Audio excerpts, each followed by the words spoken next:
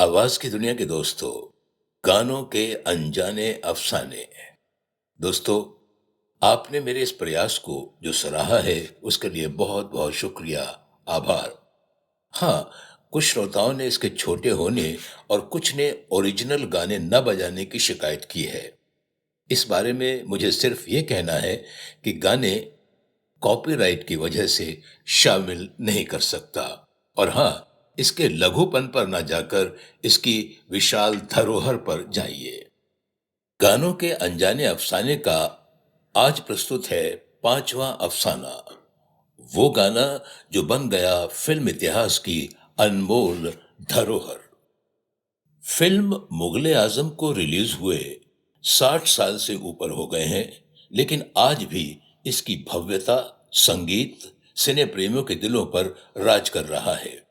इस फिल्म को न सिर्फ एक्टिंग, भव्य सेट और डायलॉग्स के लिए याद किया जाता है, बल्कि बतौर आलीशान और लाफानी संगीत के लिए भी याद किया जाता है। हाँ, इस फिल्म के संगीत को लेकर भी निर्माता निर्देशक के आसिफ किसी भी मामले में समझौता करने को तैयार नहीं थे। उस जमाने में जब गायक 500 से 1000 रुपए लेकर गाना गाते थे, के आसिफ ने एक गाने के लिए 25,000 तक की फीस दी। याद रखिए, 25,000 तक की फीस दी। हैरत में पड़ गए ना आप? पर यह बिल्कुल सच है। जानना चाहेंगे इस पूरे किस्से को? चलिए तफसील से बताते हैं आपको। मुगले आजम में एक गीत में तानसेन को गाते हुए दिखाया जाना था।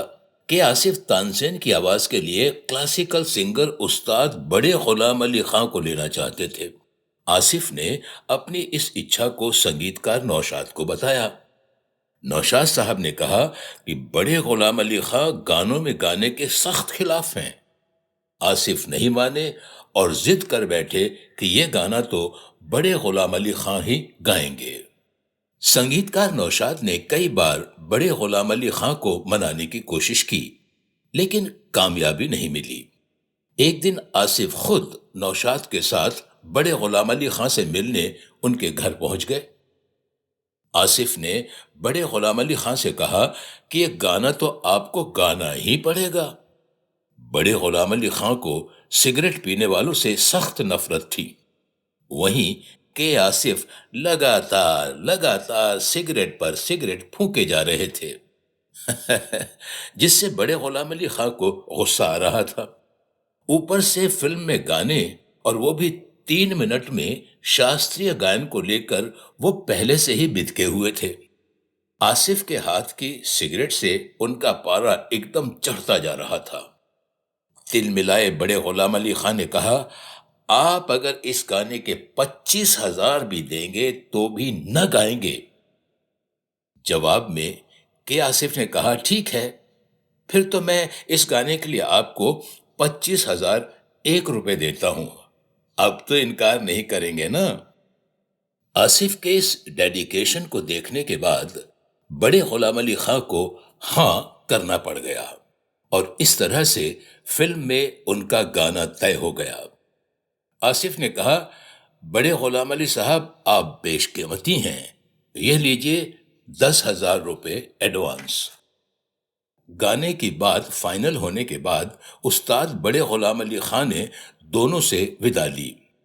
लौटते समय संगीतकार नौशाद ने के आसिफ से कहा, यह क्या किया आपने? इतनी बड़ी अमाउंट एक गाने के लिए दे दी। इस पर के आसिफ ने संगीतकार नौशाद के कंधे पर हाथ रखते हुए कहा, मुगले आजम को देखते हुए यह कोई बड़ी रकम नहीं है।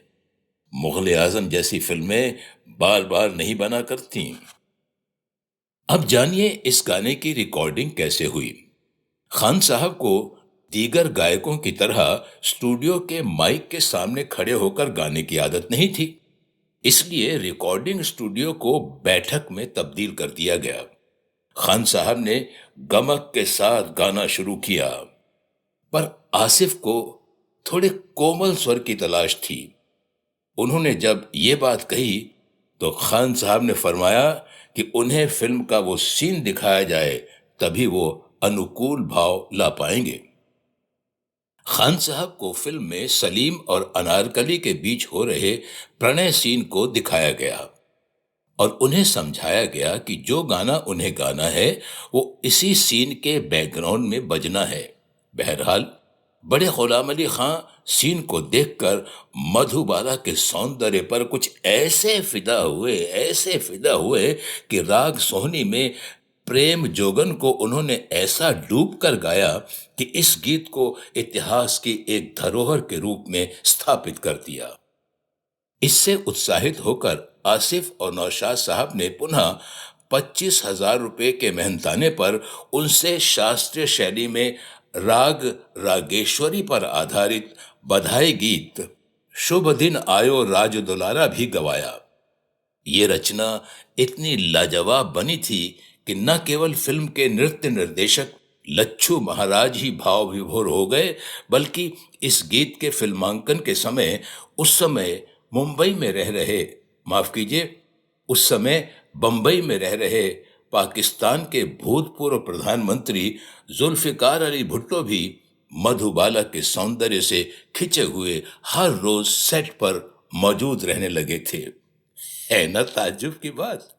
बहरहाल 2 गानों के लिए बड़े गुलाम अली खां ने 50,000 रुपए का मेहनताना लिया था और याद रखिए सन 1958 के आसपास 100 रुपए की कीमत यानी वैल्यू लगभग 8,441.83 रुपए के बराबर थी।